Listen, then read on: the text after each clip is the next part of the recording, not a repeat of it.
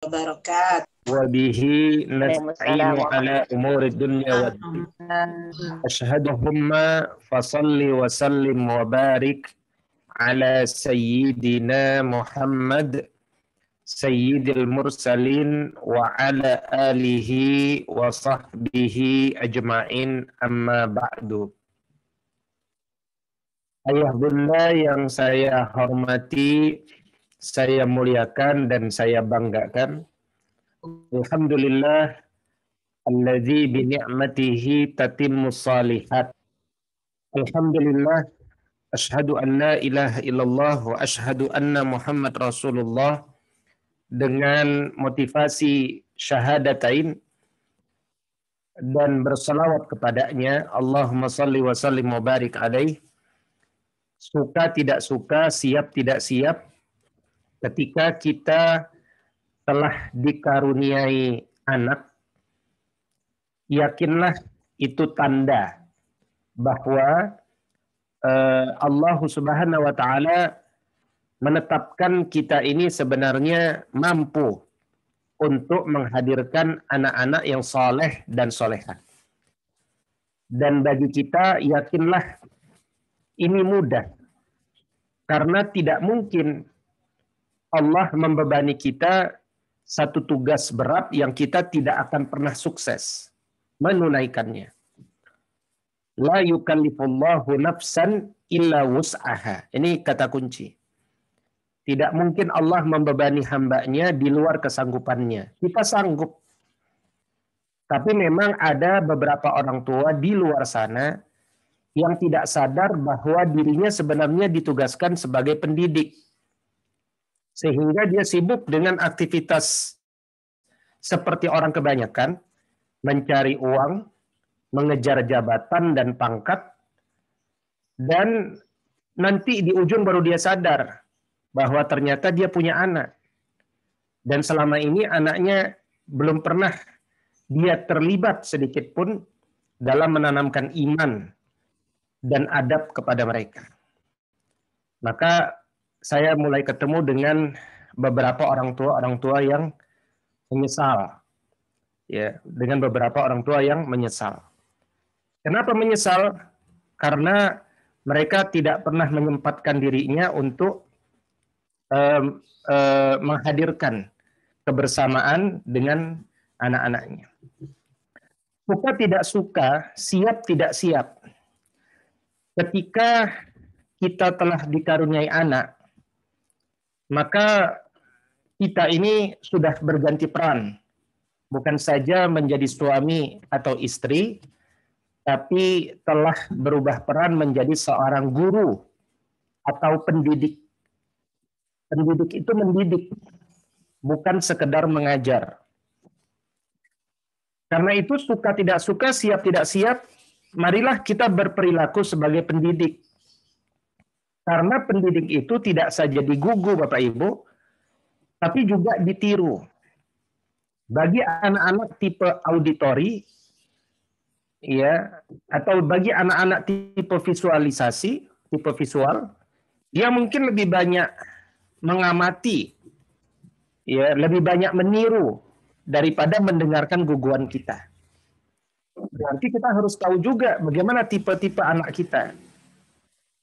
Mengetahui tipe-tipe anak kita, mengetahui apa tumbuh kembang anak kita, mengetahui apa materi-materi yang seharusnya diberikan kepada setiap fase tumbuh kembang anak kita, mengetahui ke arah mana kita desain anak kita, ini ternyata membutuhkan ilmu yang tidak sedikit. Sehingga saya sampaikan, wajar sekali sekarang saya banyak ketemu para orang tua yang melanjutkan kuliahnya S2, bahkan S3. Ketika ditanya, kenapa kuliah lagi? Ternyata alasannya bukan untuk cari kerja atau untuk naik jabatan, tapi supaya dia merasa lebih pantas untuk dapat mendidik generasi beradab yang memang butuh ilmu. Karena itu, saya sering sampaikan kepada kaum muslimin, bagi yang sudah pernah kuliah S1, kejarlah S2. Yang sudah S2, kejar S3. Jangan kalah sama Samsung, Bu. Samsung itu sudah S21 Plus Ultra. Udah kepanjangan kita kalahnya sama mereka. Nah, karena itu berkejaran. Ya. Ambillah motivasi, prinsip-prinsip kehidupan, ya, metode-metode pendidikan dari perkuliahan-perkuliahan kita. Dan jadilah kita madrasah bagi anak-anak kita. Ada satu hal yang penting untuk kita resapi, ya, bahwa kemudian ketika kita ditugaskan untuk mendidik anak-anak kita, maka mendidik itu kan perlu visi, ya, visi besar. Di visi besarnya apa? Kita ini mau bawa kemana keluarga kita? Kemudian kalau kita punya visi, itu pasti akan punya misi. Misinya apa saja? Nah, kalau orang punya misi, maka dia nanti punya program kerja. Nah, program kerja itu kan menulis apa yang kita rencanakan, sehingga kita dapat mengerjakan sesuai apa yang kita tulis, sehingga terarah, dan pada akhirnya kita dapat mengevaluasi apa yang telah kita kerjakan. Tapi itu semua berawal dari planning. Ya, makanya ada PDCA, plan, do, check, dan act. Dan pendidikan itu sebenarnya adalah sepanjang kehidupan. Ya, tuntutlah ilmu minal mahdi ilal lahdi. Tuntutlah ilmu dari buayan sampai liang lahat. Artinya, jangankan anak kita saja diwajibkan untuk belajar sejak kita dulu bisa belajar, sampai besok mau mati kita wajib belajar. Karena itu tidak boleh ada yang merasa tua dalam belajar. Tidak boleh ada yang merasa sudah cukup dalam pembelajaran. Atau jangan sampai merasa comfort zone. Udah Ustadz, saya nggak usah belajar lagi. Biar anak saya yang belajar terus. Itu keliru. Karena sekali lagi 24 jam anak itu bersama kita. Ya. Dan pendidikan itu adanya di rumah sebenarnya. Pendidikan itu sebenarnya ada di rumah. Ya, terus kenapa kita harus menyekolahkan di SDIT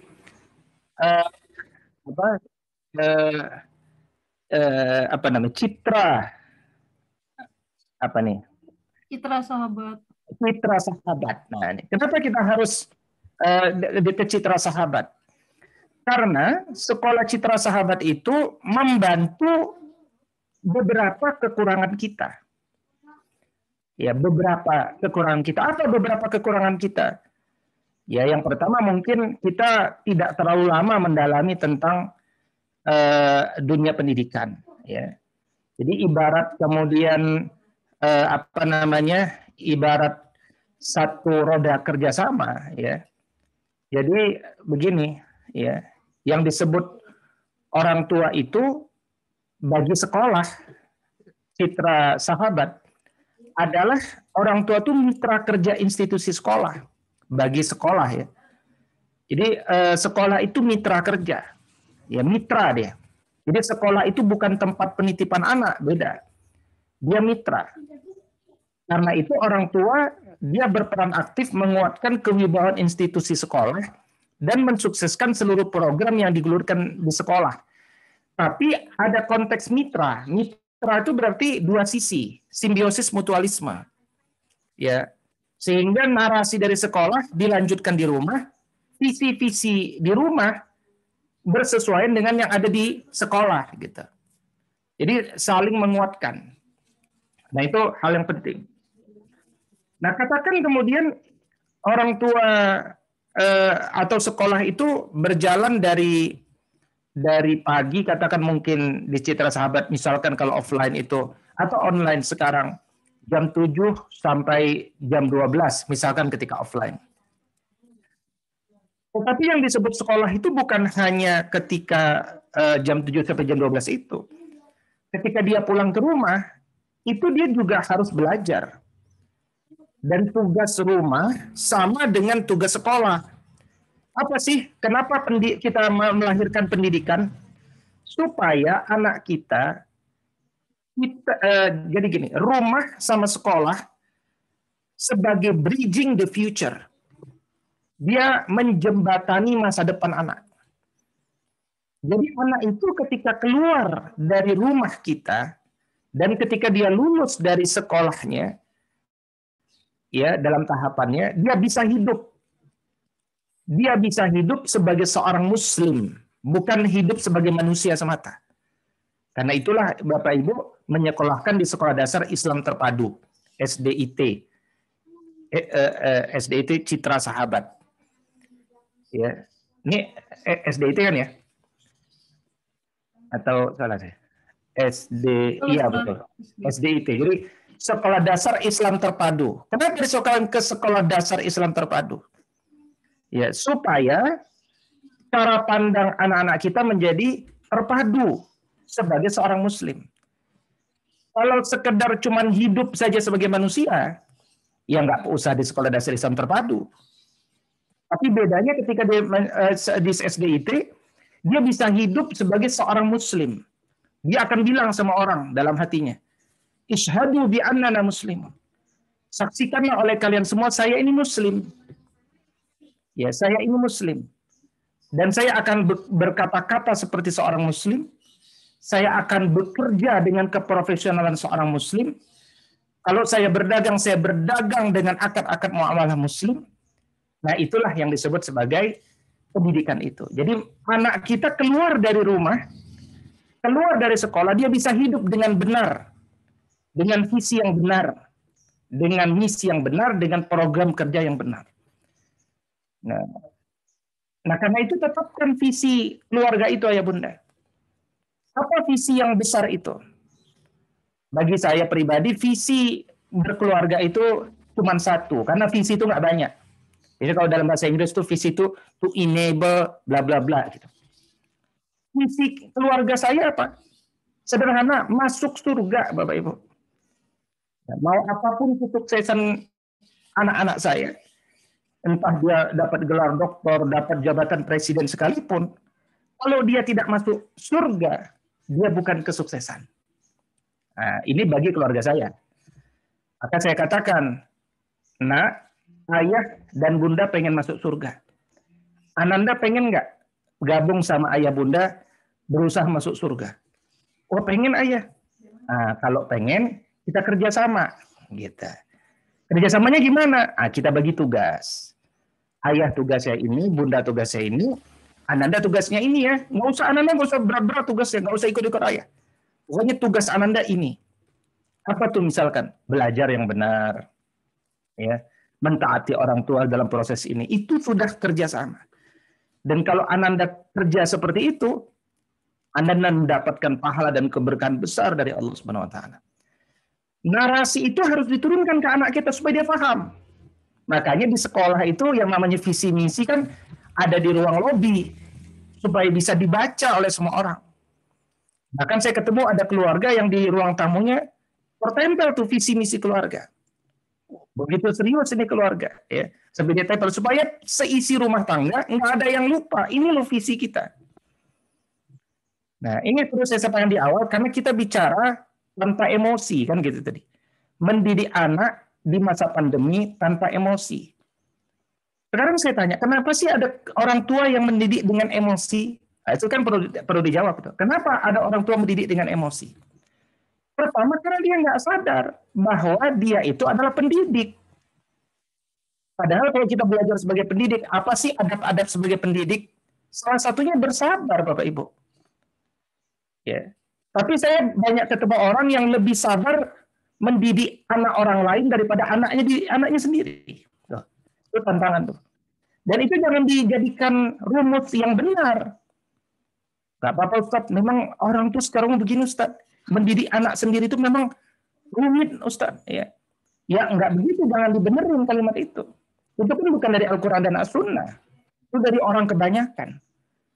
Ya seharusnya mendidik anak kita ini biologis kita.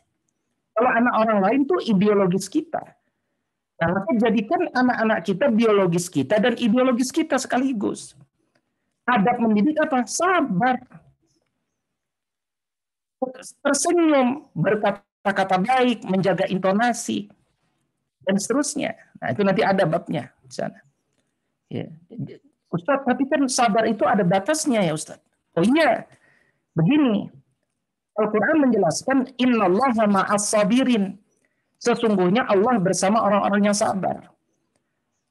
Artinya, kalau kita resapi ayat ini, kalau kita membatasi kesabaran kita dalam mendidik anak kita, dalam konteks ini, berarti kita membatasi kebersamaan Allah.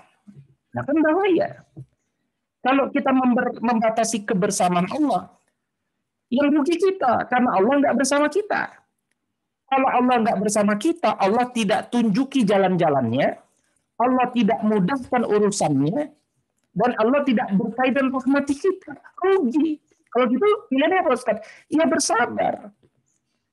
Ya ayyuhalladzina amanu sabiru, wahai orang-orang beriman bersabarlah, kata Allah. Wasabiru, bersabarlah lagi kedua kali. Warabitu, dan irbitlah. Irbit itu apa? Bertahan dalam penugasan. Konteks ayat ini memang menjaga di medan perang. Tapi dalam konteks berkeluarga, kita ini menjadi anak bersabar dalam pegangan ini. Jadi 3 kali Allah ulangin, ya ayyuhalladzina amanu sabiru wasabiru warabitu wattaqullah. Gitu. Baru nanti kita dicuci rahmat dengan kesabaran kita itu. Ya. Kenapa kemudian ada orang tua yang tidak sabar? Jawaban berikutnya adalah karena dia nggak kreatif. Sering pakai kosakata pokoknya. Pokoknya udah begitu. Gitu kan. Nah, jadi kenapa kita marah-marah? Karena kita nggak belajar. Anak kita nih nanya terus sama kita, Ma, kalau ini bagaimana? Ini bagaimana? Kita nggak siap dengan jawabannya. Pasti kita marah-marah. Udah belajar sendiri aja sana. Gitu. Akhirnya, banyaklah orang tua yang maksa sekolah-sekolah di Indonesia ini. Udah, kepala sekolah, buka aja sekolah kita. Maksudnya, kuliah offline aja. Kan saya udah bayar, offline aja. Begitu. Ya kan? Lah nanti kalau kena corona gimana? Ya, langsung dia sumbu pendek. Ya kalau corona udah takdir aja ustazah. Udah, itu banyak orang yang sehat kok ustazah. Udah yang penting mas takut ustazah sama kematian. Akhirnya begitu. Kenapa? Karena kita sudah kehilangan narasi. Sudah kehilangan kreativitas. Aduh, pokoknya saya sudah sebel banget Ustadz. Di rumah ini udah begini nih, anak-anak bertengkar melulu dan seterusnya. Iya kan? Nah, saya punya anak 4. Tapi enggak ada tuh saya pribadi merasa stres. Justru anak-anak saya, ya kita bersinergi dengan para pihak sehingga kemudian berjalan sama. Kenapa? Karena kami punya narasi, gitu. Dan narasi ini kami bagi antara suami dengan istri, ini penting. Ya, coba biasanya yang stres tuh di rumah tangga itu mendidik anak siapa? Kalau di keluarga-keluarga sana ya, bukan di keluarga Citra Sahabat. Di keluarga-keluarga sana, yang stres itu adalah emaknya. Bapaknya stres enggak? Enggak. Bapaknya sibuk main game, ada. Bapaknya sibuk nonton, ada.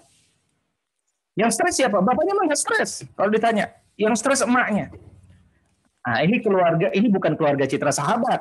Ini keluarga selain Citra Sahabat. Kalau keluarga Citra Sahabat, ayah bundanya bersama-sama. Kenapa? Karena dalam pendidikan bulanan untuk orang tua yang dihadirkan oleh sekolah, ayah itu adalah kepala sekolah di rumah. Dia wajib dan dia pertama kali yang diperintahkan Allah untuk mendidik anaknya. Itu ayah. Di antara dalilnya apa Ustaz?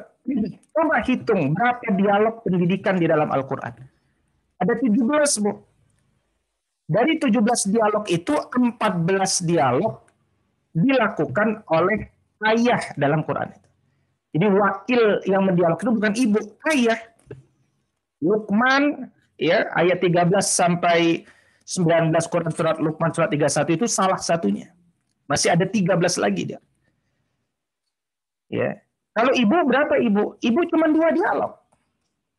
Ya kan? Cuman dia dua dialog. Artinya dari kalau kita lihat perspektif kuantitas dialog ini, ayah lebih banyak diwajibkan Allah daripada bunda. Ya. Coba lihat Quran surat At-Tahrim, surat 66 ayat 6. Ini biasanya saya jadikan misi. Kalau tadi visi, ini misi. Ya, misi. Ya. Allah katakan, ya ayyuhalladzina amanu qu anfusakum wa ahlikum nara. Wahai orang-orang beriman, jagalah diri kalian dan jagalah keluarga kalian dari api neraka. Ini ayat ini kepada ibu apa kepada ayah? Ya. Apakah ibu mengajarkan adab kepada ayah atau ayah mengajarkan adab kepada ibu? Nah, nanti jawabannya siapa imam siapa? Ayah, ayah itu imam bagi kami. Nah, itu harus disadarkan kepada ayah. Makanya dalam kajian-kajian, ini kajian ibu-ibu apa kajian orang tua ya pagi ini? Tadi kajian ibu-ibu ya, mohon maaf ya. Berarti kalau kajian ibu-ibu nggak apa-apa. Saya sama Ustadz Muhammad doang berdua. Tapi kalau ini kajian orang tua, ini kalau saya pribadi itu mewajibkan ayah bunda duduk berdua di depan kamera. Ya, makanya nanti sekali-sekali diselenggarakan kajian orang tua. Jangan sekedar kajian ibu. Karena kalau kajian ibu nanti ibu-ibu doang yang pinter, ayahnya enggak. Ya, bahkan saya itu mewajibkan dan mengevaluasi. 80% ayah bunda tidak hadir dengan alasan syar'i, dia nggak siap di sekolah. Nah, begitu. Supaya apa? Supaya kita memaksa para ayah untuk belajar. Ya, ya. Ayah bunda kalau mau kita didik, ayo kita punya narasi. Kalau enggak berarti kita nggak bisa kerja sama. Begitulah cara saya untuk memaksa ayah-ayah hari ini. Kenapa? Karena banyak ayah aja tidak berdaya. Makanya saya sedang mengusulkan perlu ada menteri pemberdayaan para ayah. Ini penting. Karena perempuan udah banyak yang berdaya, Bu, sekarang.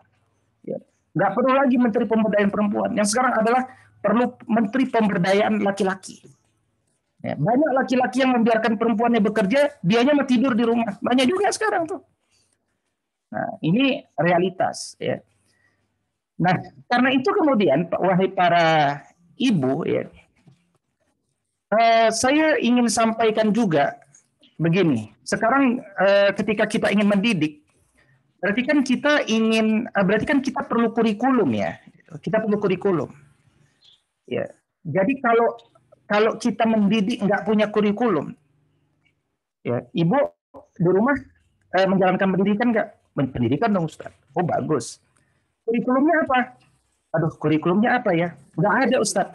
Nah, keluarga yang tidak punya kurikulum, itu kurikulum juga sih. Yaitu kurikulum tanpa kurikulum itu. Nah, jadi tiba-tiba anak kita udah besar, tapi nggak pakai kurikulum. Ya, bisa besar nggak anak kita? Ya bisa juga besar. Tapi yang namanya kurikulum itu menyadarkan kepada kita supaya anak itu ditarbiyah.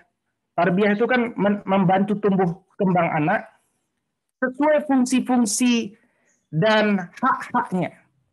Ya, jangan sampai kita menjadi orang tua yang durhaka, Bunda. Ya, ada ayah. Ahlan Abi Humna, Masya Allah. Ini satu-satunya Abi yang saya lihat nih. Ya. Jadi, barakallahu fiqh. Ya. Jadi, Abi Humna, dulu di masa Amirul Mukminin, Umar ibn Al-Khattab, radhiyallahu ta'ala, ada seorang ayah yang datang kepada Amirul Mukminin. Ya Amirul Mukminin, ya Amirul Mukminin, anak saya durhaka.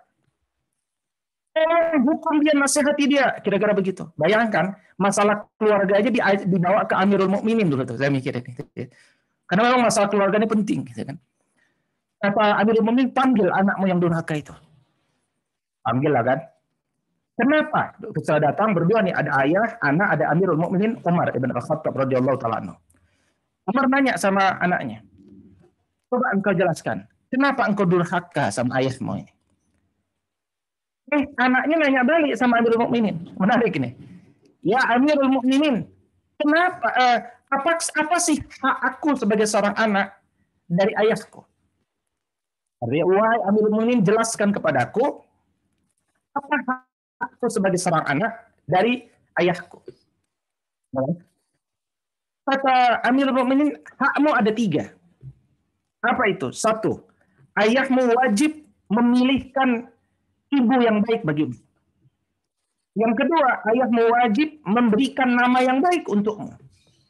Yang ketiga, ayahmu wajib mengajarkan Al-Quran kepadamu. Kata anaknya begini, ya Amirul Mukminin, aku tidak dapatkan 3 ini dari ayahku. Apa itu? Ayahku menikahi seorang wanita majusi, maka lahir aku. Artinya, ya kan, wanita majusi ini bukan wanita beriman, sehingga tidak bisa mengajarkan iman pada anaknya. Dia menyesal itu. Ya, kalau orang mau nikah wanita majusi diajak masuk Islam, kemudian belajar parenting, ya nggak ada masalah. Tapi ini udah dia majusi, nggak belajar parenting, sehingga dia tidak mendapatkan pendidikan yang baik. Yang kedua, ayahku memberikan nama yang buruk untukku, kata anaknya itu. Yang ketiga, ayahku tidak mengajarkan Al-Quran kepadaku. Nah, ini kata beliau begitu. Maka kata kata Sayyidina Umar, wahai ayah, engkau telah menjadi ayah yang durhaka sebelum anakmu menjadi durhaka. Jadi ketika kita berkata durhaka, sejak di masa Umar, sosok yang cerdas ini, kita kenal ada ayah durhaka. Ini saya baca, ini saya ketakutan kok. Ya Allah, jangan sampai saya ini jadi ayah yang durhaka. Sekarang saya tanya kepada ibu, anaknya Nabi Nuh alaihissalam durhaka nggak, Bu? Durhaka ya? Anaknya Nabi Nuh kan durhaka. Durhaka kepada Allah dan kepada orang tuanya. Apakah ayahnya durhaka? Nabi Nuh alaihissalam? Bagi saya jelas tidak. Seandainya kita hidup di zaman Nabi Nuh, ya kalau kita ngadakan kajian parenting, pasti yang ngisi Nabi Nuh alaihissalam. Kira-kira begitu. Iya kan? Artinya Nabi Nuh alaihissalam mengerti teori parenting dan pasti menjadi sosok ayah yang terbaik. Berarti untuk menghilangkan jabatan ayah dan bunda durhaka bagi kita, caranya mudah. Terlibatlah dalam proses pendidikan, bekerja sama ayah bunda, selesai. Meskipun anak kita nanti jadi durhaka, bukan urusan kita. Gitu. Karena durhaka tidak durhaka, itu wilayah Allah, takdir dari Allah. Paham dari ini? Berarti Allah menilai kita berdasarkan proses. Ketika kita hidup di muka bumi ini, terlibat nggak kita dalam proses pendidikan? Sesederhana itu. Makanya ayah bunda jangan merasa bahagia anak kita soleh, hafal Quran, tapi kita nggak terlibat dalam proses pendidikan itu. Seluruh kesolehannya datang dari ustadz. Berarti dia tidak menghadirkan proses. Makanya dalam menyelenggarakan pendidikan, penilaian bagi murid tidak dilakukan sekedar ujian akhir atau ujian tengah semester. Setiap hari itu adalah proses penilaian. Karena kita dinilai Allah juga dari proses, bukan dari hasilnya. Makanya ketika Nabi Nuh berdoa, ya Allah ampunilah anakku, ya kasihlah dia, kata Allah, jangan akui lagi dia anakmu. Kenapa? Karena dia bukan lagi bagian daripada orang-orang yang bertakwa. Kan begitu. Nah, karena itu berbahagialah ketika dalam hidup ini kita terlibat. Enggak lama kok ayah bunda. Kita bersama anak-anak kita tuh enggak lama. Tiba-tiba anak-anak kita udah besar, gitu kan? Tiba-tiba nanti dia meninggalkan anak kita. Maka sering saya sampaikan, ayah bunda rawat komunikasi di antara kita. Banyak bunda yang ketika punya anak lupa dengan suaminya. Saya sering sampaikan dalam kajian keluarga, bunda, wahai para ayah, ingatkan para bunda. Seberapapun dia bersemangat untuk mendidik anaknya, anaknya nanti udah besar, keluar dari rumah. Bunda nanti tinggalnya sama ayah lagi berdua. Maka selalu prioritaskan pasangan hidup kita sebelum anak kita. Ini dalam konteks kajian keluarga. Tapi ini penting. Supaya selalu bagus komunikasi ayah bunda, visinya selalu sama, misinya selalu sama. Ini penting. Nah, tadi saya sampaikan bahwa yang disebut sebagai pendidikan itu berarti harus punya kurikulum. Iya, harus punya kurikulum. Dan tujuan pendidikan Islam itu kurikulumnya harus kurikulum jannah, kurikulum surga. Nah, sedikit saja teori ya. Kita nggak akan banyak teori. Sedikit aja teori supaya kita nyambung. Dan supaya nyambung ketika berbicara dengan guru manapun di Indonesia ini. Jadi apa sih yang disebut sebagai pendidikan itu? Pendidikan itu adalah, ini kalimat ini bisa diambil sampai kata bangsa dan negara ya, titik. Itu diambil dari Undang-Undang Sisdiknas nomor 20 tahun 2003. Kurikulum itu adalah usaha sadar dan terencana. Ini saya kasih warna beda. Jadi kita mendidik itu harus sadar dan penuh rencana. Makanya saya setuju dengan keluarga berencana, tapi dengan makna keluarga berencana masuk surga. Bukan keluarga berencana masuk neraka. Kita itu didik anak kita bukan sekedar menjadi tenaga ahli, tenaga terampil, tenaga kerja. Bukan, itu buruh. Dengan tidak mengurangi rasa hormat kita kepada para pekerja, tetap yang namanya pekerja undang-undangnya buruh. Tapi pendidikan keluarga-keluarga muslim harus beda dengan keluarga yang lain. Kalau sekedar menciptakan buruh, apa bedanya keluarga muslim dengan keluarga yang lain? Keluarga muslim itu dia tinggi, ingin meraih atau melahirkan generasi yang beradab. Kenalkan anak kita jannah, maka dunia dia akan sukses. Tapi kalau kita cuma sekedar mengenalkan dunia, saya khawatir anak kita tidak tahu bahkan tertatih menuju jannah. Raih yang tinggi, yang dekat, insya Allah dimudahkan. Wabtaghi fima atakallahu daral akhirah wala tansa nasibaka minad dunya.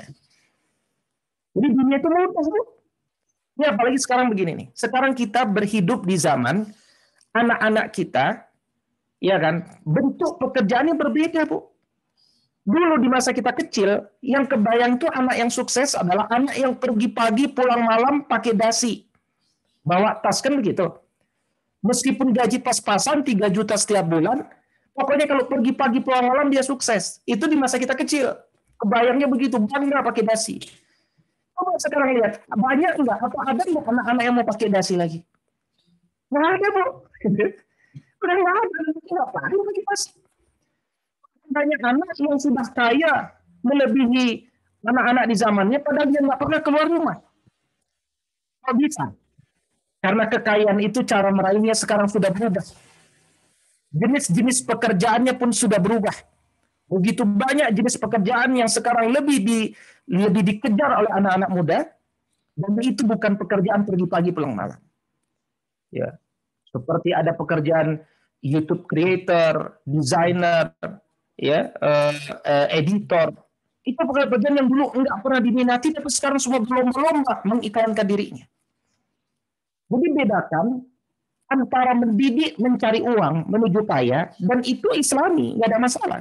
Islam itu bukan mengajarkan kita jadi orang miskin. Islam itu mengajarkan kita jadi orang kaya, Bu. Makanya ilmu untuk jadi orang kaya harus diajarkan.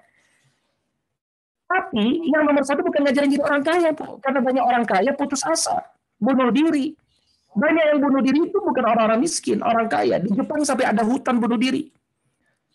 Ya, Menteri Koordinator Perekonomian Jerman yang bunuh diri di bulan Februari ketika melihat situasi COVID, itu orang yang cerdas. Ya, tetapi dia nggak bisa hidup dengan dia tidak tough, gitu ya. Nggak punya mental yang kokoh. Jadi itu hard skill. Menjadi orang kaya itu hard skill. Ya, itu bisa dipelajari, mudah. Tapi jangan salah fokus. Kita mendidik anak kita nomor satu itu harus menjadi orang yang alim. Supaya ketika dia mengejar kekayaan, dia mengejar dengan cara-cara yang berkah. Jadi kekayaannya berkah. Ini berkah apa, Ustaz? Al-barokah tuziduk kum fit ta'ah. Berkah itu mendorong dia nanti mendekati dan mencintai ketaatan demi ketaatan. Ada anak kita kaya, tapi nggak pernah sholat. Kekayaannya nggak berkah. Justru kekayaannya menjauhkan dari sholat. Ada anak kaya luar biasa, tapi ketika kita mati, dia nggak siap jadi imam. Udah ustadz aja jadi imam. Ada anak kaya luar biasa, ketika kita mati, mereka bertengkar membagi harta warisan. Apa yang kita cari? Bukan itu. Nah, karena itu, ilmu yang pertama kali harus kita kembangkan adalah ilmu fardu ain. Sadar dan terencana penuhi ilmu fardu ain. Menuntut ilmu tidak ada yang sunnah, Bu. Talabul ilm faridatun ala kulli muslim. Menuntut ilmu itu wajib bagi setiap muslim. Tapi ada yang wajib ain, ada yang wajib kifayah. Wajib ain, mau kita jadi presiden, mau jadi dokter, jadi militer, jadi jaksa, ilmu ini wajib dia punya. Itu namanya ilmu fardu ain. Ya kan? Tapi kalau ilmu fardu kifayah, enggak semua orang. Dokter nggak harus belajar ilmu kedokteran. Dokter nggak perlu belajar ilmu politik. Itu nanti masuk pada fardu kifayah. Maka jangan dahulukan ilmu fardu kifayah sebelum ilmu fardu ain selesai. Kalau tidak, saya sudah ketemu Bu di usia hari ini ketika saya menyelenggarakan beberapa kegiatan, banyak profesor ikut, banyak dokter ikut. Mereka bilang, Ustadz, saya pengen merekonstruk ulang cara berpikir saya sebagai seorang muslim. Ya saya sih bahagia, senang, karena ada orang ingin belajar lagi dari agama, tapi dia sudah menuju posisi yang paling tinggi. Yang bermakna selama ini dia mengembangkan itu tidak dengan nilai-nilai Islam. Nah kita balik, keluarga-keluarga, SDIT Citra Sahabat, kita konstruk anak-anak kita nanti menjadi pejuang Islam, tapi dengan selesai ilmu fardu ainnya. Nah ilmu fardu ain itu kalau dalam bahasa orang Barat bisa diterjemahkan sebagai soft skill dan life skill, kira-kira begitu. Ya, jadi yang disebut soft skill itu kan mental, kekuatan, ketahanan. Bahasa kita tuh akidah. Iman. Kalau orang yang belajar iman, dia akan punya keberanian as-syaja'ah. Kalau berusaha tidak takut gagal. Itu orang beriman. Kalau berkompetisi tidak takut kalah. Dia tidak takut tua. Dia tidak takut mati. Dia tidak takut hantu. Kenapa? Dia punya keberanian. Gitu. Nah ini ilmu sederhana tapi enggak sebentar ngajarinnya. Enggak bisa sekedar ngomong. Perlu evaluasi, perlu motivasi, perlu keteladanan, perlu berkisah, ya kan, perlu memberikan hadiah, perlu memberikan hukuman. Saya kalau ada anak saya takut sama hantu, saya hukum dia. Selain saya didik, saya berikan kisah, saya berikan motivasi. Ya, karena saya ketemu ada ibu-ibu majelis taklim umur 65 tahun masih takut sama hantu, Bu. Bahkan kalau saya ceramah masalah hantu dia, udah Ustaz berhenti Ustaz ceramahnya. Begitu dia bilang. Kenapa? Karena dia tidak ditanamkan iman itu dari kecil. Sama hantu takut, apalagi menghadapi kehidupan yang berat. Gitu. Jadi sampaikan pada anak-anak kita, nah hidup ini bukan drama Korea. Ya. Tidak seindah itu. Kita bimbing engkau supaya bisa hidup. Makanya anak saya dari berbagai umur, sejak kecil saya didik nyapu, ngepel, ngabut rumput, bersihkan parit, ya, dan seterusnya. Dan itu saya pantau. Kalau nyapu, semua orang juga bisa nyapu. Tapi bagaimana nyapu yang profesional? Nyuci piring yang profesional. Masak yang profesional. Bisa berdagang di tingkat usia dasar dengan profesional. Gitu. Supaya dia bisa hidup gitu di muka bumi. Jangan sampai dia nggak bisa hidup. Banyak orang nggak kaya, kenapa nggak kaya? Karena dia punya barrier, punya rasa malu untuk dagang. Cara jadi orang kaya dalam seluruh ayat Quran kan cuma satu, yaitu at-tijarah wal bai', perdagangan dan jual beli. Makanya jadi guru bukan cara jadi orang kaya. Jadi dosen bukan cara jadi orang kaya. Jadi presiden, jadi militer, jadi DPR bukan cara jadi orang kaya. Saya ketemu dengan para sesepuh, dulu mereka jadi anggota DPR itu bahkan nggak bayar, tidak dibayar. Mereka ngayuh sepeda sendiri sebagai anggota DPR itu. Tapi begitu kemudian zaman berubah, ya boleh jadi DPR itu menjadi tempat mengambil keuntungan kekayaan. Anak siapa dia? Anak orang tuanya. Kok bisa begitu? Tergantung apakah ada peran orang tuanya atau ada perubahan di tengah jalan. Ya, tapi tugas kita memberikan pegangan. Anak yang terlepas, kalau dia dulu punya pegangan, dia tahu kemana dia harus memegang. Jangan sampai ketika anak kita tersesat dalam kehidupan, dia pengen kembali, dia nggak tahu kemana aku harus berpegang. Nah, kita menghadirkan pegangan yang kuat itu pada anak-anak kita. Bahwa anak-anak kita dengan kehendak Allah mungkin nanti terpeleset, ya, minimal kita sudah menyiapkan pegangannya. Nah, karena itu pendidikan itu adalah usaha sadar dan terencana untuk mewujudkan suasana belajar dan proses pembelajaran. Berarti suasana belajar yang harus menarik.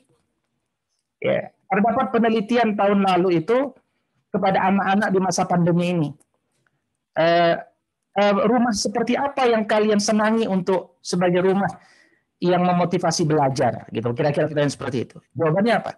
Satu, rumah yang sejuk kata dia. Rumah yang sejuk ya. Yang kedua, rumah yang bersih. Yang ketiga, rumah yang tertata rapi. Ini ternyata rumah yang bagi anak-anak membuat mereka nyaman. Ya, makanya tertata rapi itu munazzamun fi syu'unihi, teratur urusannya, itu salah satu muasafat, salah satu capaian kita sebenarnya dalam mendidik itu. Ya, kalau saya datang ke rumah salah seorang keluarga, kita tes, coba ayah bunda, ya ambilkan kaos kaki Ananda, ya kan? Ternyata 3 detik udah balik lagi. Ini Ustaz, kaos kaki anak saya. Nah, itu bisa bermakna kaos kaki ada di mana-mana ya bunda, gitu ya. Nah, jadi kaos kaki ada di mana-mana itu bukan tidak teratur. Tetapi kita harus sampaikan ini tempat kaos kaki, ini tempat buku, ini tempat piring. Bahkan buku saja kalau kita punya perpustakaan, ulama mengajarkan mana buku akidah, di mana posisinya, di mana buku Al-Quran, di mana buku sejarah, di mana buku hadis, itu ada susunannya. Enggak dicampur dan enggak salah posisi gitu tuh. Luar biasa dulu ulama dalam mengklasifikasi rumah-rumahnya. Nah, agar peserta didik secara aktif mengembangkan potensi dirinya. Jadi tugas kita jangan satu arah. Tugas kita mendidik mereka berpikir dengan benar sehingga mereka bisa mengembangkan potensi dirinya. Nah kalau bagi pemerintah ini sebenarnya sudah bagus asal belum berubah ya.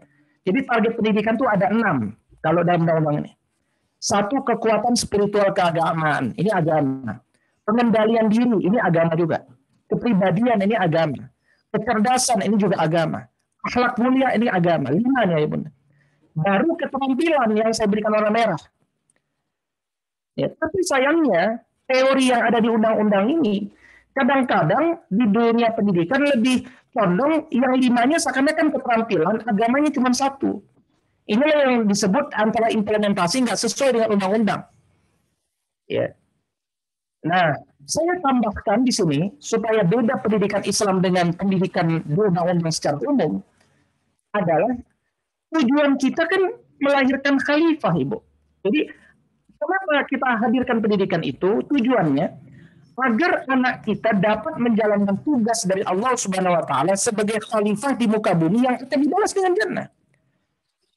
Nah, menjadi khalifah di muka bumi, ayah bunda, nggak bisa sekedar anak itu hafal Quran. Ini juga perlu saya kritik ya kalau ada ayah bunda, karena saya sering tanya berapa orang tua. Ayah, anaknya ingin dijadikan apa? Ya Ustaz, insya Allah yang penting bagi saya anak saya hafal Quran, udah bahagia.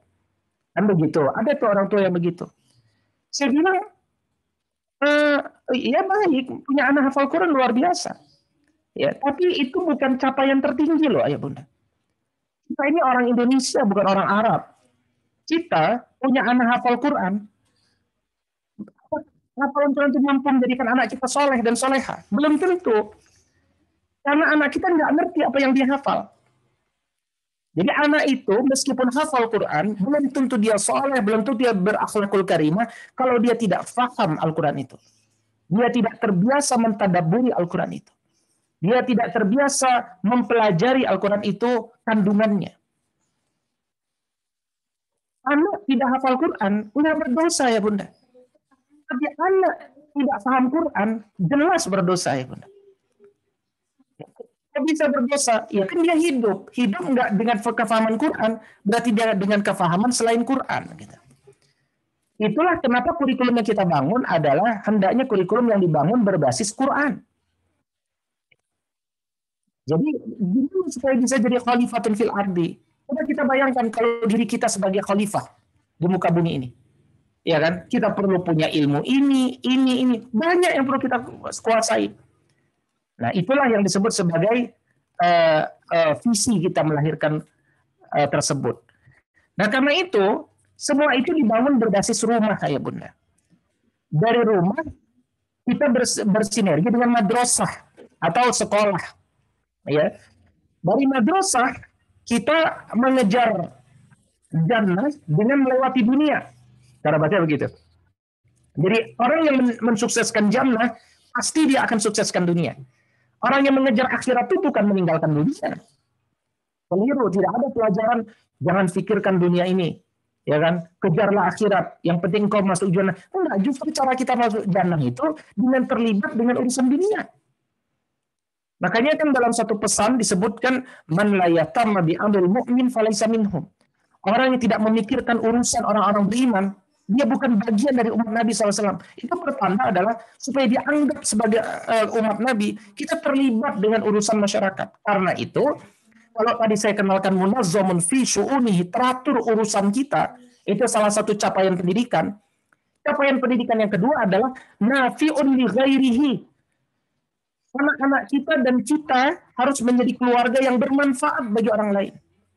Karena khairun nas anfa'uhum linnas, sebaik-baik manusia bermanfaat bagi orang lain. Makanya ayah bunda perlu diskenariokan. Ketika ayah bunda membantu orang lain, ajak anak kita. Ya, supaya anak kita melihat, oh ternyata kalau ada orang perlu dibantu harus dibantu. Anak kita bersama kita. Ya.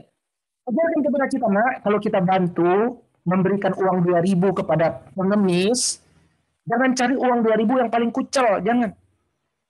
Ya, yang kita megangnya juga begini. Enggak, aku mengatakan ambil yang terbaik.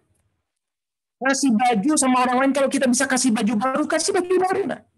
Jangan kasih baju bekas, itu namanya bersih-bersih rumah. Ya, jadi, berikan yang terbaik itu prinsip agama itu. Dan situ dia akan katakan, oh orang tua saya senang berbagi, senang. Nah, itu menskenariokan, itu namanya hidden kurikulum. Itu kurikulum tersembunyi itu. Ya kan? Kita kadang ke rumah ustadz, ya kan? Ini kadang-kadang kita ini ke rumah ustadz cuma untuk 2 perkara, ya kan? Kalau ada masalah rumah tangga atau minta ustadz ceramah, ya. Salah, kita tuh ke rumah kiai, ke rumah ustadz untuk silaturahim, minta nasihat, minta doa. Itu yang sekarang jarang dilakukan. Ya, kita datang kalau ada masalah. Ya, antara orang tua sekolah, antara wali murid datang, itu harusnya silaturahim. Ini kadang-kadang kita datang untuk 2 tujuan. Kalau nggak minjem uang, jualan barang. Ya nggak salah sih. Saya emang nggak salah ya namanya jualan, ya monggo boleh.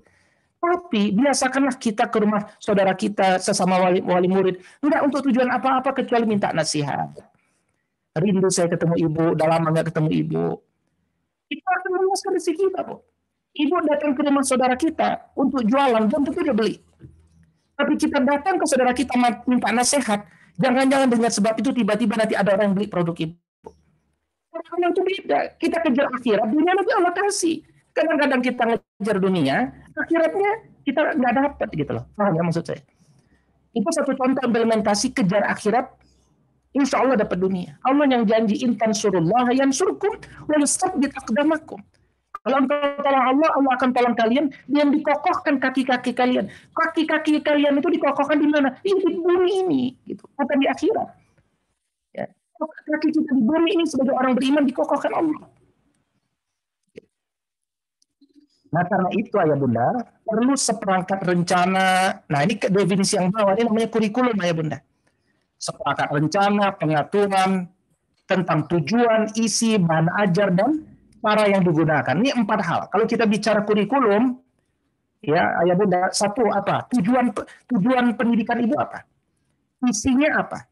Bahan pelajarannya apa? Cara yang digunakannya apa? Nah, ini nanti jadi pedoman penyelenggaraan kegiatan pembelajaran ayah bunda. Ya, contoh nih ya, contoh kurikulum. Kalau anak usia dini, 6 tahun ke bawah, itu sebenarnya apa hak anak? Apa hak anak di usia 6 tahun ke bawah? Sederhana, tujuan pendidikan di anak usia dini itu adalah supaya fisiknya kuat, supaya sensor-sensor motoriknya berkembang. Dalam penelitian psikologi terbaru, ayah bunda nggak ngapa-ngapain sama anak di usia dini, 80% saraf-saraf sensor motoriknya tetap bekerja. Tapi berhenti 80%. Makanya bagi orang tua yang pendiam, anak itu dia kekurangan narasi. Tapi begitu kita terlibat dalam dunia pendidikan, dari 80% bergerak jadi 100%. Ya. Nah, karena itu di usia dini tidak ada pelajaran calistung, ayah bunda. Baca, tulis, berhitung, nggak ada. Sebagaimana tidak ada sekolah mensyaratkan anak itu harus bisa baca, nulis, berhitung di tingkat dasar, nggak ada. Kenapa? Karena calistung itu di usia dasar. Jadi jangan sampai ibu salah kurikulum. Di usia dini diajarin kursus matematika, kursus membaca dan sebagainya. Enggak ada. Berikan waktu yang cukup bagi anak-anak itu selama 6 tahun pertama untuk tumbuh kembang jasadnya, kosakatanya, ya, kemampuan berbicaranya, kemampuan mengamatinya, berlarinya, memanjatnya. Gimana itu didapatkan? Nah, kalau kita udah tahu tujuannya, kemana kita akan bisa dapatkan itu?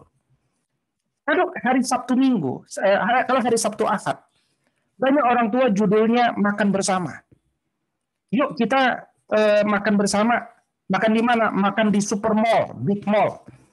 Judulnya makan bersama. Kurikulumnya adalah kita ke mall. Itu kurikulum tuh ke mall tuh. Ya, anak-anak kita ajak ke mall. Itu kurikulum namanya. Nah, apa yang diperoleh kalau kita ke mall? Anak itu akan melihat bentuk pakaian, mode, merek-merek tas, ya, harga-harga barang, dan seterusnya. Wajar kalau kemudian anak kita sejak kecil dikenalkan dengan branded, dia akhirnya cinta dengan branded karena kurikulumnya kurikulum branded. Ada keluarga lain yang kemudian hari Sabtu Ahad, yuk kita ke camping yuk, gitu. Camping mana? Camping ke gunung. Ya. Nah, kalau kita camping ke gunung, anak akan dekat dengan alam. Dan fitrah anak usia dini lari-lari. Ada sungai, dia berenang, dia bermain air, melompat, memanjat. Nah, yang mana yang lebih tepat kira-kira? Ke mall atau ke camping? Nah, ini silakan diputuskan. Yang jelas, setiap awal tahun itu saya menyelenggarakan jambore keluarga Quran. Diikuti oleh banyak keluarga, ya. Dan di antara testimoninya itu menarik, ya. Jadi testimoninya nggak tinggi-tinggi. Dia bilang banyak yang sekedar testimoninya begini. Alhamdulillah Ustaz, ya akhirnya saya pernah camping dalam hidup. Nah itu coba, pernah camping. Ya. Kalau saya mah dari kecil udah camping, dari kelas 3 sampai kelas SMA pramuka. Tapi ada keluarga yang baru ketika kita adakan kegiatan itu, alhamdulillah dengan acara ini saya pernah camping. Ya. Nah, ini menarik Bu, kalau Ibu cari di YouTube, sekarang mulai banyak keluarga yang merubah rumahnya, yang merubah mobilnya jadi camper van, ya kan? Mobil itu dirubah jadi camper van, ya kan? Dan mereka keliling-keliling. Kenapa? Karena belajarnya daring. Nah, belajar daring ya udahlah, belajar sambil jalan, ya anak diperkenalkan dengan alam, diperkenalkan dengan budaya, itu pelajaran. Dan bagi saya itu bagus, camper van itu bagus. Karena 9 kali dalam Al-Quran Allah perintahkan siru fil ardi wanzuru kaifa kana aqibatul mukazzibin. Nah, soft skill, life skill, kembali kepada saat ini ilmu fardu ain. Dan ini bukan pelajaran sehari semalam. Ini pelajaran terus-menerus, penuh dengan monitoring evaluasi. Baru kita bicara hard skill dan talent. Nah, ini kerangka berpikirnya harus jelas, ya. Kadang-kadang saya ketemu dengan, mohon maaf Ustaz, anak saya nggak bisa belajar Quran hari ini. Kenapa? Dia sedang kursus piano, Ustaz. Yang satu, mohon maaf Ustaz, anak saya terlambat kayaknya belajar baca Quran hari ini. Kemana dia? Dia kursus balet dulu, Ustaz. Ya. Bagi saya nggak ada urusan. Mau anak kita kursus, mau jadi pebalet, mau jadi pempiano. Tapi itu talent. Minimal dia talent. Ya. Minimal dia talent. Padahal tugas kita memastikan ilmu fardu ainnya selesai. Bahkan ya, begini, banyak orang tua bilang, aduh, kok sekolah Islam mahal ya? Berapa mahalnya? Ya mungkin sebulan bayarnya 500.000. Saya bilang, kalau perlu bayarnya 1 juta, Bu. Kalau sekolah bilang cuma 500.000, kita bayar kalau perlu 2 juta. Kenapa? Ini kita pengen masukin anak kita ke jannah. Kenapa kita masuk jannah kemudian malah pakai korting-korting? Jangan. Itu cara pandang itu. Ya. Kita bisa kursus gitar, ya 4 pertemuan bisa bayar 2 juta, kita mau loh. Tapi kita untuk masuk jannah, melahirkan anak beradab, kita bayar harus pakai korting, keliru. Ini sama dengan kelirunya ketika kita beli mangga di mart tertentu, kita nggak pernah nawar. Dan selalu ada alasan, wajar Ustadz, harganya sekilo 30.000, wajar. Kan ada AC-nya, ada struknya, macam-macam. Tapi begitu ada seorang tukang mangga datang ke depan rumah kita jualan mangga, dan dia jual hanya dengan harga 15.000, masih kita tawar 10.000. Padahal seharusnya, udah Pak, saya bayar 20.000, Bapak udah anterin mangga sampai depan rumah kita, berkah di sana. Ini cara pandang kita mulai keliru. Ya, kenapa kita mencari pembenaran? Karena materialistik. Gitu. Makanya kemudian hidup kita nggak berkah. Nah, membuat prioritas-prioritas kehidupan itu sebenarnya jadi pelajaran sendiri, gitu ya. Nah, karena itu kembali ya, ibu-ibu ini, ayah dengan bunda adalah guru, dan buah itu tidak jatuh jauh dari pohonnya. Murid, profil murid, yaitu profil guru. Dalam konteks di rumah, ayah bunda tuh guru, profil anak ya kira-kira profil ayah bunda. Kalau ayah bunda pemarah, emosian, anak-anak ini nanti jadi emosi loh. Ya, kalau saya orang Medan tuh suaranya keras-keras. Coba lihat orang Batak yang tinggal di gunung. Coba lihat ada anaknya yang kalau ngomong lembut, nggak ada. Dia ngikut bapaknya semuanya. Kenapa di gunung teriak-teriak? Ya karena di gunung. Ya kalau ngomong pelan-pelan nggak kedengeran. Nah jadi anak itu akan ikut ayahnya. Nah, sebagai khalifah di muka bumi ini kembali masih pada visi, ibadahnya memakmurkan dan merawat bumi. Kurikulumnya apa? Ini ada 3 nih. Ya. Kita melahirkan anak yang akalnya cerdas, kolbunya bersih, jasadnya kuat. 3 ini. Nah, tinggal nanti ibu turunkan di rumah. Akal cerdas bagaimana, kolbu bersih bagaimana, jasad kuat bagaimana. Yang itu kalau dibedah lagi ada 10 yang ini. Yang sebagian tadi sudah kita bedah. Kalau ditanya ilmu-ilmu yang luas yang perlu kita tanamkan pada anak kita secara lebih umum apa? Ini slide ini. Ini materinya banyak sebenarnya. Apa saja yang perlu kita gali dari anak-anak kita pelan-pelan. Ya, semuanya. Baik. Nah, karena itu kemudian beberapa poin yang ingin saya sampaikan adalah ubahlah paradigma ayah bunda bahwa COVID-19 ini bencana besar. Bagi saya bukan. Karena sejatinya di antara bencana yang lebih besar adalah ketika Indonesia kehilangan generasi emasnya, generasi yang memiliki kemanusiaan yang adil dan beradab. Bagaimana kemudian generasi itu bisa hilang ketika anak itu tidak belajar dengan alasan COVID? Ketika kita kalah dengan COVID-19. Dan yang kedua, ketika narasi pengembangan kita adalah sekedar melahirkan tenaga terampil dan tenaga ahli. Maka pandemi COVID-19 dapat dimaknai sebenarnya sebagai cara Allah untuk mengaktifkan fungsi dasar orang tua sebagai pendidik pertama dan utama sepanjang kehidupan anak. Sekolah adalah mitra, partner, supaya kerja-kerja ayah bunda lebih terarah lagi. Ya. Karena itu ayah bunda berperan strategis dalam memberikan keteladanan. Ingnar sasung tolodo, membangkitkan semangat, ing nadia mangun karsa, dan mendorong dari belakang, uturi pandayani. Ya. Jadi jangan sampai kita mengeluarkan kalimat-kalimat yang kontraproduktif ya bunda di rumah. Contoh begini, nak, matematika itu susah loh, mama aja nggak bisa. Wah itu nggak boleh kalimat seperti itu. Ya harusnya apa? Nah matematika itu nggak mudah, makanya ayo mama bantu. Kamu juga nanti belajar. Itu kalimat yang baik. Gitu. Nah, fisika itu susah, nak. Makanya belajar. Jangan sampaikan di situ. Katakan, nak, fisika itu mudah. Itu ilmu tentang kehidupan. Ilmu tentang perubahan energi. Ayo coba mama bantu dialog. Apa gitu? Ya. Nah, ini juga sama yang begini. Nah, kamu harus jadi penghafal Quran supaya nanti kuliah S1-nya dapat beasiswa gratis, nak. Ini keliru juga besar, Masya Allah. Kita didik udah bagus-bagus anak hafal Quran, tujuannya dunia. Supaya S1 dapat beasiswa gratis. Bahkan berdosa, ayah bunda. Ya. Jangan. Enggak urusan dapat beasiswa atau tidak beasiswa. Ya. Nah, itu satu contoh kalimat-kalimat yang keliru. Nah, dalam satu penelitian terbaru juga di bidang psikologi tentang apa sih kompetensi dasar seorang anak yang akan sukses di masa depan, ya, hasil penelitian itu menjelaskan bahwa kompetensi adaptability adalah yang akan membuat anak itu sukses. Ya, adaptability itu apa? Kemampuan untuk menyesuaikan diri, yang dalam konteks hari ini berkorelasi erat pada teknologi yang telah merubah kehidupan manusia. Kemudian kemampuan adaptasi ini memang nggak usah diajarin juga dia ada. Manusia itu beradaptasi. Kalau jatuh dia bangun, ya. Kalau dia merasa sakit dia nggak akan ulangi. Tapi tetap harus dilatih sejak kecil adaptability ini.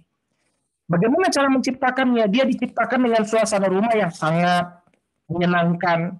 Meski dirundung, saya tahu banyak keluarga yang dirundung persoalan ekonomi. Ya, banyak persoalan psikologi. Tetapi yang namanya pendidikan kita nggak boleh kalah. Ya, pandemi ini nggak usah berharap cepat usai. Karena sejarah pandemi itu dalam dunia itu nggak pernah yang cepat. Ya. Coba penyakit campak saja itu butuh 17 tahun untuk benar-benar bersih dari Indonesia. Vaksin itu belum teruji efektivitasnya, baru diuji cobakan. Seandainya dia efektif, kata para pakar, minimal 2 tahun kemudian baru selesai. Kalau efektif. Kalau tidak efektif, sangat mungkin lebih dari 2 tahun. Karena itu nggak usah pikirkan pandeminya. Yang kita pikirkan bagaimana kita sebagai Muslim beradaptasi dengan situasi yang baru. Dengan cara apa? Nikmati dulu. Ucapkan alhamdulillah dulu. Alhamdulillah dapat COVID ya. Saya nggak pernah mimpi dapat COVID. Masya Allah. Begitu itu yang pertama supaya hadir rasa bahagia. Dan ini bukan bahagia dibuat-buat. Kenapa? Karena Nabi mengatakan dia harus paham bahwa man yuridillahu bi khairan yusib min. Barang siapa yang orang itu diuji dengan kebaikan, orang itu akan diuji dengan musibah. Maka COVID-19 ini adalah cara Allah untuk meningkatkan derajat kita, bersyukur. Ya, bersabar, nikmati, bahagia, senyum, semangat. Gitu. Jangan kalah, begitu kita kalah, selesai kita. Terlindas dengan zaman. Kita harus mampu beradaptasi. Nah, karena itulah penting dikuatkan, di rumah itu ada zona-zona emosi, ya, zona-zona kebaikan, zona-zona harapan, zona-zona kesepakatan yang biasanya dipadu dengan circle time, family time. Itu penting ada. Ya. Di mana anak saling menyampaikan unek-uneknya, anak menyampaikan harapannya, ya ayah harus memimpin itu, ya bunda membantu, ya rumah kita ini kan beda-beda ruangannya, ada ruang tamu, bagaimana kita melayani tamu, ada ruang keluarga, ada ruang servis, ruang melayani, ruang masak, itu ruang servis, ruang mencuci, ada taman, itu setiap ruang itu kita bisa hadirkan pelajaran di sana ya bunda. Jangan sampai ada satu segmen di rumah kita yang tidak bernilai pendidikan, jangan sampai. Ya. Banyak orang yang punya rumah luas, tapi ternyata anaknya nggak menikmati itu. Kenapa? Ya di antaranya mungkin karena dia sudah terjebak dengan gadget. Karena mungkin di rumah itu ayah bundanya membuat kurikulum, membolehkan kurikulum membelikan gadget. Makanya anak itu kemudian memegang gadget sehari-hari. Mau rumah sempit, mau rumah luas. Kalau anak sudah pegang gadget, dia sudah merasa luas dengan gadget itu. Dan nanti ujungnya baru orang tua nanya, Ustadz, anak saya ini terpapar dengan gadget, Ustadz nggak bisa lepas gimana? Itu biasa kita tanya, siapa yang ngasih gadget? Saya Ustadz.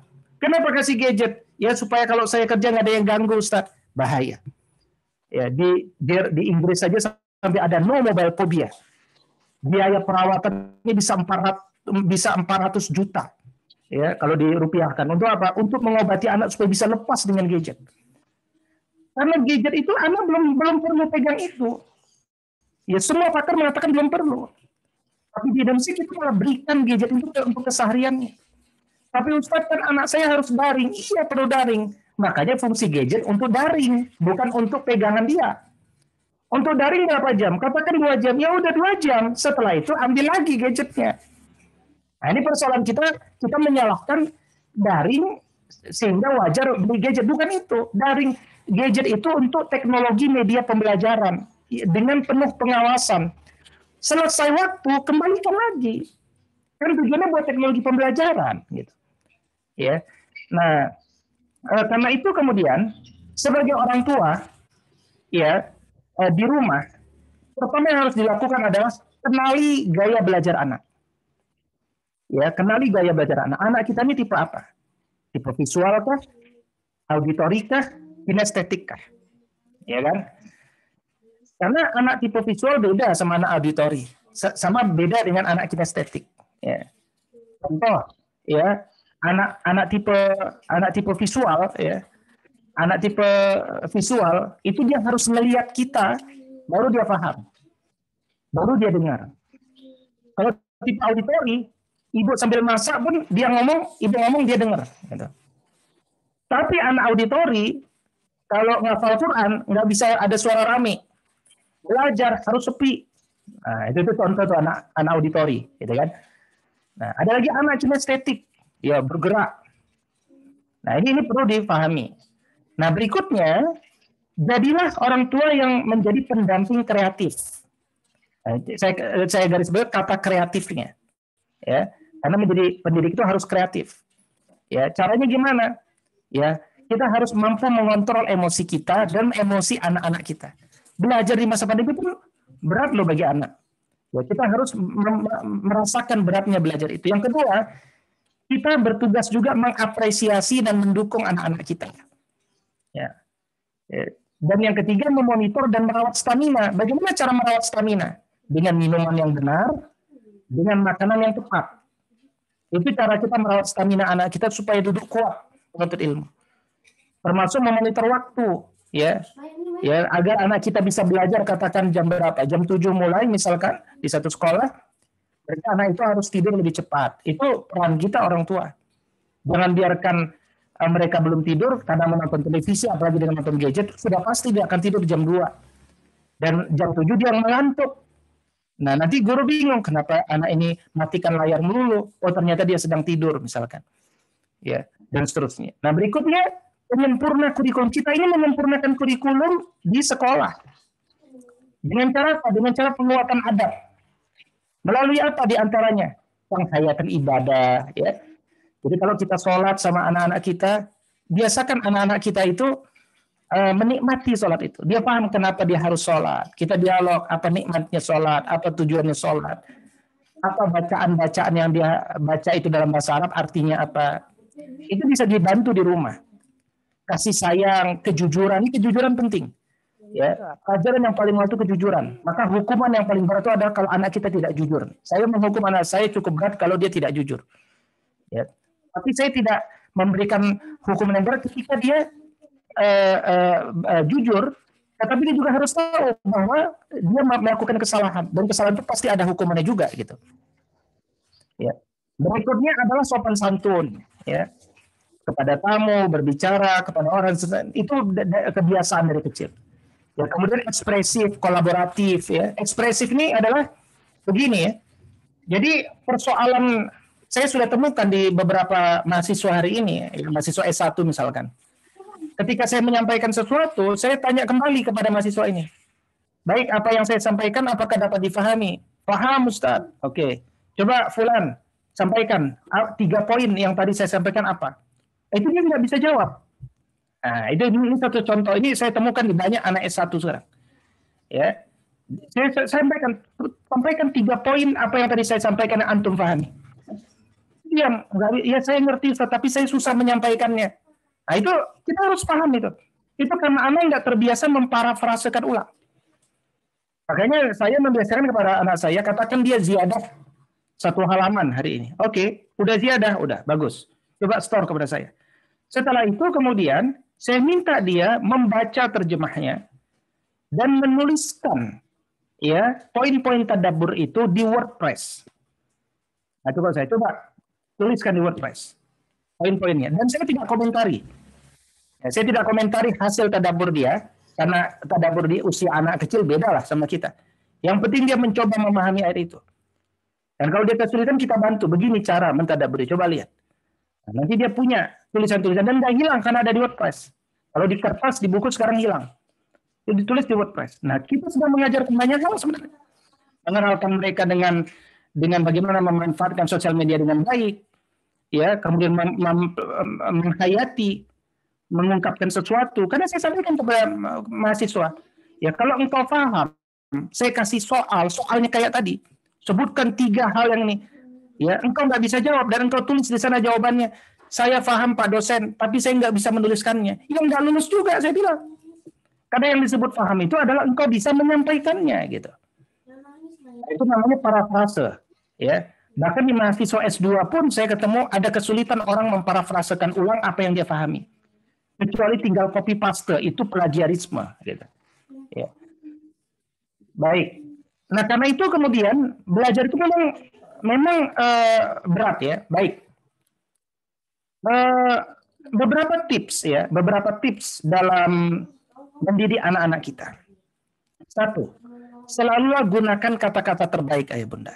Ya, karena mendidik itu mengajarkan penanaman adab, ilmu, dan itu semua datang dari Allah Subhanahu Wa Taala. Kata Allah Subhanahu Wa Taala, kebaikan itu kata Nabi Shallallahu Alaihi Wasallam, kebaikan itu datang dari Allah. Tetapi adab dia datang dari orang tua. Karena itu kita mengajarkan kepada anak-anak kita supaya anak kita besar nggak pernah ngomong anjay, nggak pernah ngomong anjing dengan tanda apostrof bintang di tengah, tidak pernah berkata-kata buruk. Kita biasakan sejak kecil dengan dia menggunakan kata-kata terbaik. Yang kedua, tumbuhkan suasana produktif di rumah. Tidak ada anak kita gebah. Ya kita harus mencari solusi. Kalau anak kita gebah, mager, ini harus ada solusi apa? Kita dialog dengan dia. Ya, karena itu berbahaya. Dia nggak akan bisa hidup di tengah masyarakat. Mau ngapain dia keluar rumah kalau cuma gebah sama mager? Tanggung jawab kita. Nanti dia hanya akan menjadi sosok yang memberatkan kita di usia kita sudah tua. Ya. Jadi dorong anak-anak kita itu keluar rumah. Saya sampaikan, engkau harus ada di mancanegara. Biarkan rumah ini kosong. Tapi satu catatan saya, kalau orang tua manggil ke rumah, pulang mau di negara manapun. Itu saya sampaikan sejak kecil. Ya. Jadi jangan sampai dia berpikir dia akan besar dan selamanya di rumah ini. Tidak. Gitu. Yang kedua, tumbuhkan suasana produktif. Tadi yang ketiga, susun jadwal yang disepakati bersama ya bunda. Ya. Contoh ya tentang gadget. Mungkin akan ada yang bertanya, Ustadz, anak saya senang main game. Gimana Ustadz caranya? Ya, semua anak juga senang main game, ayah bunda, gitu ya. Saya ada pertanyaan begini, Ustadz, anak saya senang main game. Saya ngobrol sama ayahnya, kata ayahnya begini, Ustadz. Kata ayahnya, biarin aja, Bun. Ya nanti kalau anak itu udah bosan, pasti dia tinggalin sendiri game. Tapi saya jawab kepada penanya itu, bunda itu. Bun sampaikan kepada ayahnya. Saya belum ketemu ada anak pernah bosan main game. Itu nggak pernah ada. Ya. Karena begitu dia selesai satu game, dia akan cari game yang lain. Dan saya udah ketemu dengan orang di atas saya senior. Yang S1, S2, S3, beasiswa di Jepang. Pintar. Begitu pulang ke Indonesia, nggak lama dia menikah, cerai. Kenapa? Karena istrinya merasa dinomorduakan. Nomor satunya game. Bayangin. Ya. Bukan orang seperti ini yang akan kita lahirkan. Bukan anak yang kelihatan pintar, tapi tidak bisa memanage rumah tangganya. Nah, karena itu sejak kecil kita didik anak-anak kita. Bukan pelajaran kita ini hidup kan bukan setahun 2 tahun. Kita udah lihat bagaimana pelajaran orang-orang yang kita biarkan. Pendidikan itu kan bukan pembiaran. Kalau sekedar yang penting anak kita nanti akan bisa berubah. Ya yang berubah itu Allah. Tapi kalau Allah berkehendak nggak berubah bagaimana? Karena itu pendidikan itu adalah seni mengubah jiwa manusia. Kita perlu masuk ke dalam jiwanya, gitu loh. Ya. Dan harus memahami jiwa kita beda sama jiwa dia. Oke, yang namanya anak main game, saya coba memahami masalah game. Ya. Anak itu pasti senang main game. Kalau kita larang dia main game, dia ngobrol sama teman-temannya, teman-temannya bicara game, dia nggak tahu game, dia teralienisasi nanti. Maka saya mengambil satu ketetapan ya, dan saya evaluasi sudah beberapa tahun, itu cukup efektif. Yaitu kita ngobrol dengan dia. Oke, kita izinkan main game, tapi sehari 10 menit. Ya, sehari 10 menit. Setuju nggak? Oh, setuju dia. Nah, maka dia pemain. Dan itu tidak harus setiap hari, saya bilang. Kalau kita katakan tidak perlu, tidak. Ya.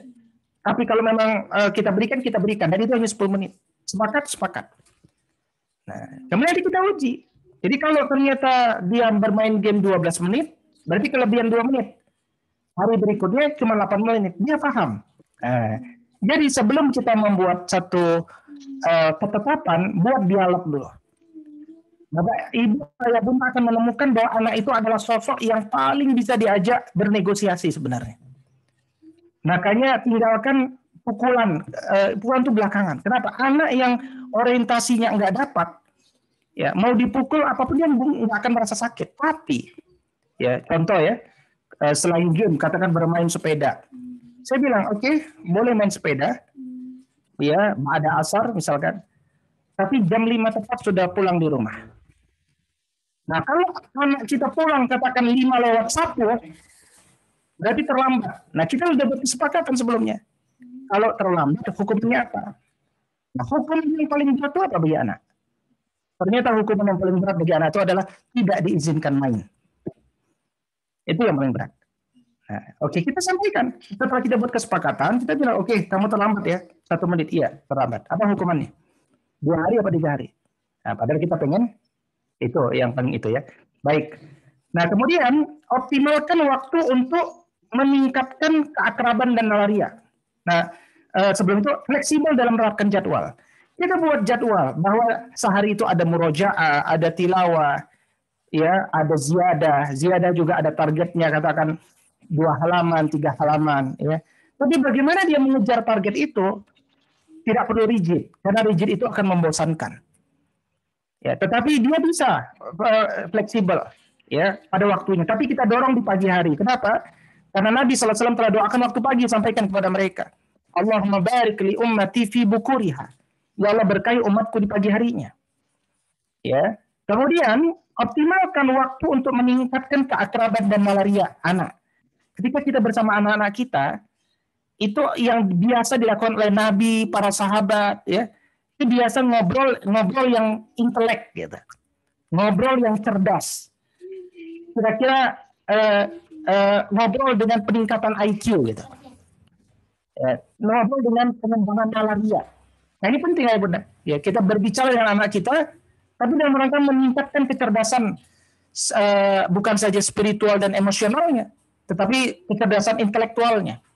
Dan Nabi membiasakan itu cukup banyak yang nanti bisa sampaikan sebagai dalil terhadap masalah ini. Ini setiap poin ini mengandung dalil yang banyak sebenarnya. Ya, berikutnya adalah gunakan metode yang menyenangkan. Karena belajar itu kan bukan hukuman. Ya, belajar itu adalah sesuatu jadi kita tuh pembelajar sejati sepanjang hayat. Kita harus menciptakan anak-anak yang senang belajar. Ya, anak kita harus menjadi penghafal Quran. Tapi saya katakan yang lebih baik, yang lebih utama lagi, menjadikan anak bahagia menghafal Quran. Itu yang paling penting. Jangan sampai anak hafal Quran tapi korban ideologis kita. Keliru, nanti dia menganggap Al-Quran itu beban berat. Dan dia nanti tidak suka dengan Quran. Karena itu semacam hukuman dari orang tuanya. Hati-hati juga. Oke, ada beberapa hal lagi yang ingin saya sampaikan, tapi sepertinya waktunya hampir habis ya. Mungkin nanti dari pertanyaan Ayah Bunda akan saya tambahkan beberapa slide ya. Mungkin 20 menit kita gunakan waktu untuk tanya jawab ya. Silakan saya kembalikan kepada moderator. Wallahu a'lam. Assalamualaikum warahmatullahi wabarakatuh.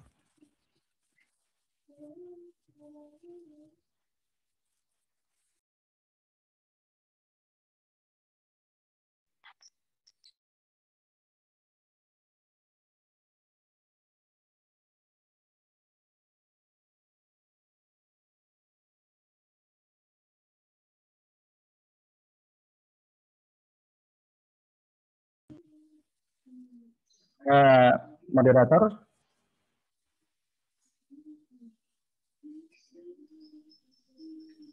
Ya, Pak Kamim, silakan Pak Kamim. Siapa penggantinya?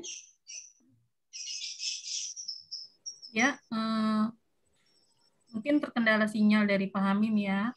Ayah dan Bunda. Masih mute, di unmute dulu Pak. Oh, sudah Bu, sudah Ustadz.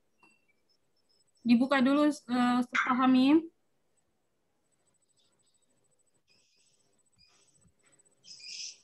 Terkendala sinyal.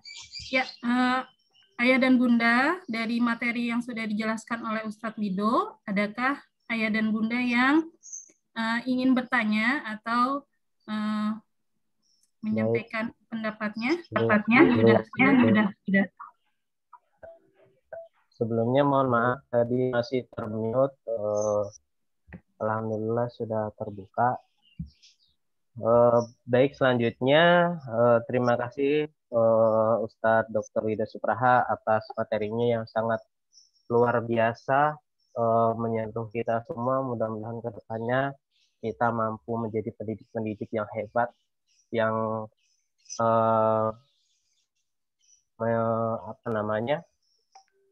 berbasis kurikulum yang berdasarkan Islam. Amin. Oke, selanjutnya ya Bunda, jika ada yang mau ditanyakan kepada Ustadz Dr. Wida Supraha, kami persilakan.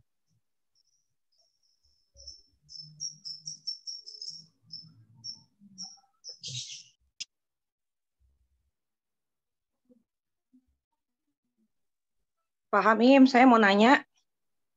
Ya, Saya, silakan Bunda. ya, Orang tua dari siapa? Assalamualaikum. Ya. Ya, Ibu, saya Waalaikumsalam. Silakan. orang tua dari Aisyah Kailila.